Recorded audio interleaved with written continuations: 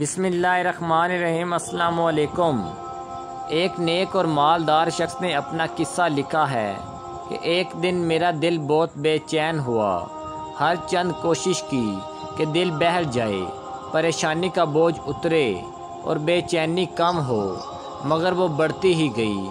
بلا آخر تنگ آ کر باہر نکل گیا اور بے مقصد ادھر ادھر گھومنے لگا۔ اسی دوران ایک مسجد کے پاس سے گزرا تو دیکھا کہ دروازہ کھلا ہے۔ فرض نمازوں میں سے کسی کا وقت نہیں تھا۔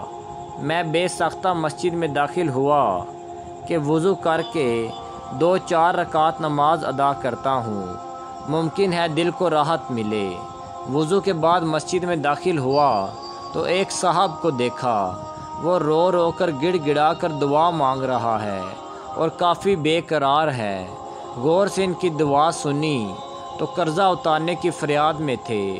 میں نے سلام کیا، مصافحہ ہوا، قرضہ پوچھا، بتانے لگے کہ آج ادا کرنے کی آخری تاریخ ہے، اپنے مالک سے مانگ رہا ہوں۔ قرض چند ہزار روپے کا تھا۔ میں نے جیب سے نکال کر دیے تو اس کی آنکھوں سے آنسو جھلک پڑے اور میرے دل کو بے چینی سے سکون میں تبدیل ہو گئی۔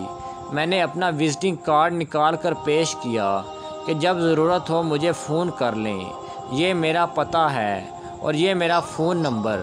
انہوں نے بغیر دیکھے کارڈ واپس کر دیا اور فرمایا، نا جناب، یہ نہیں، میرے پاس ان کا پتہ موجود ہے جنہوں نے آج آپ کو بھیجا ہے، کسی اور کا پتہ رکھ کر ان کو ناراض نہیں کر سکتا۔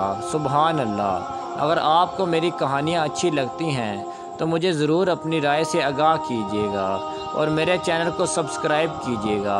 اللہ پاک آپ سب کو سلامت اور خوش رکھے۔ خدا حافظ۔